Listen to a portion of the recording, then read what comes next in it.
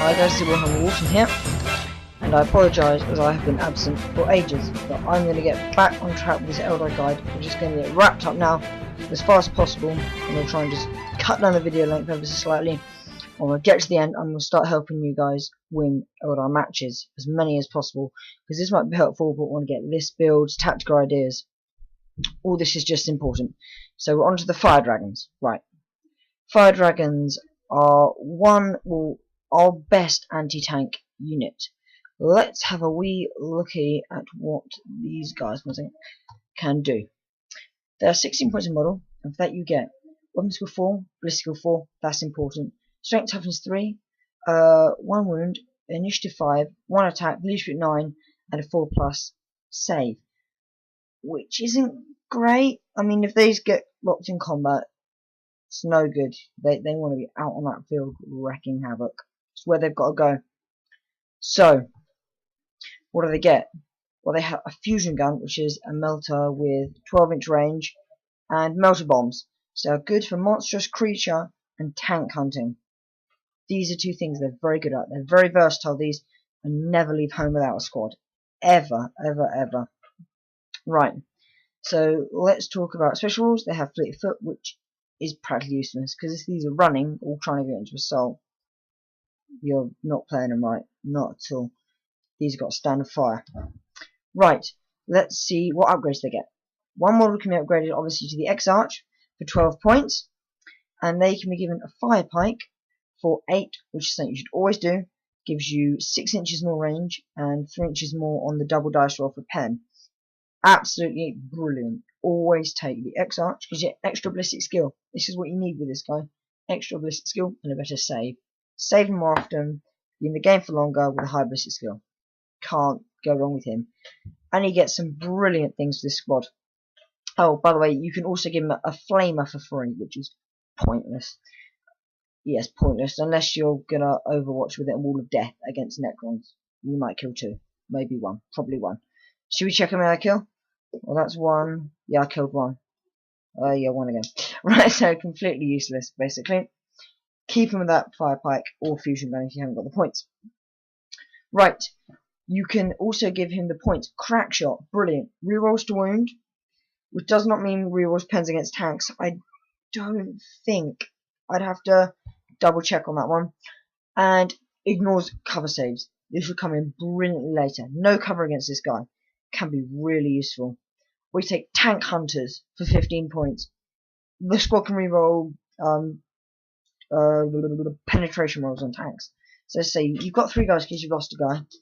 They all get, you only hit with 2, then you're really sometimes struggling to get that pen. You can reroll your fails, you're in business. Look, that'll be a fail on Land Raider, followed by a pass.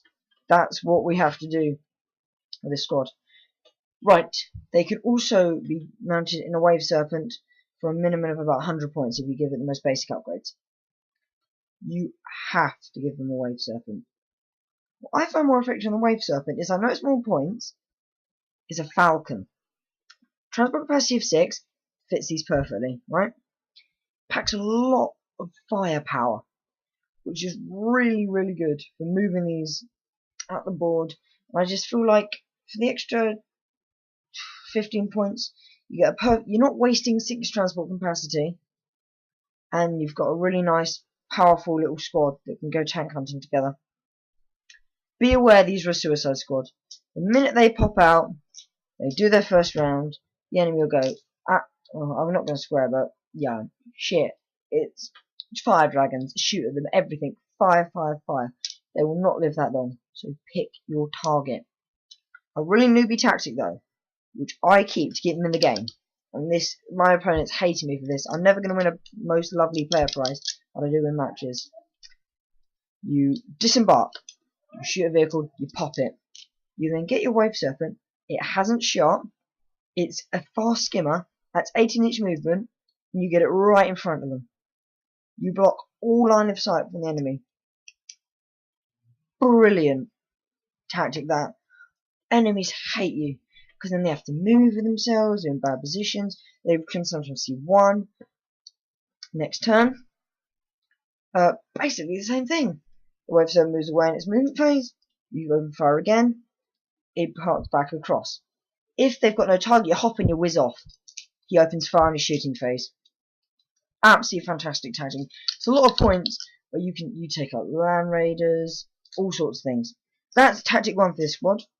And with that, I would take 5 guys, an X-Arch. Always take 6. I never do 10. I always do 6. You might disagree. I always do 6 because it does the damage as well as you can buy all in one kit. Remember, custom Warhammer 40k is really important. Buying one kit over 2 kits, you can buy something else great. Stick with 6. You get the X-Arch with the Fire Pike. You love him. We all love him. So we've got the X-Arch with the Fire Pike. So always do this. X-Arch Fire Pike, and on this squad, I give him Tank Hunters. That's where we roll. It's quite expensive, but it's guaranteed to kill. And I stick him in a Falcon with...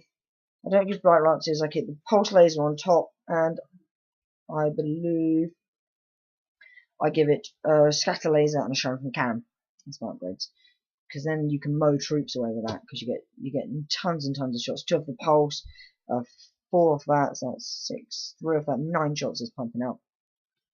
Pretty good.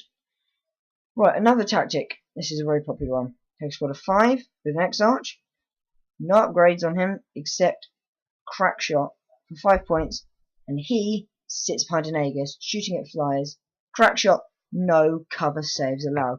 No jinx, no skimmers saves, no nothing.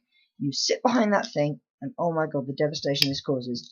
The flyer comes in, intercept on the quad gun, intercept, Crack Shot, hitting on 2s.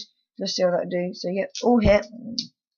Most flyers have 11 front armor, except if they're a marine. 11 front armor. That's what they've generally got. Orc Dakajet. This just takes the Dakajet out of the game. Because then you shower and you think, right, okay, that's 2. And yep, that's the Dakajet gone. Goodbye, Dakajet. You lasted a long time. There's 100 points of this stuff gone. Necrons hate this. Every time they come in, you can intercept them.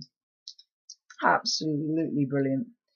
The only other counter as good as this is Coaties camping near your board edge with a squad of really long range guns. So the minute they come in, you can fire at them. But that doesn't compare to this. The final tactic is you put in your objective right on your home, and right there, you sit these guys behind it. Then go for the full 10 upgrades. It's the only time I'd say that. You can pop out and you open fire with melters, and you can clear objectives as objective clearers. Not the best way to play them. I will rate them as a whole. These are one of my favourite units. They never don't leave my army. I'm only giving them 8 on the purpose that they never seem to live that long. And you do have to invest in a Falcon, which takes some heavy support, which is where we thrive. So Warhammer Walton, British salute. I am out.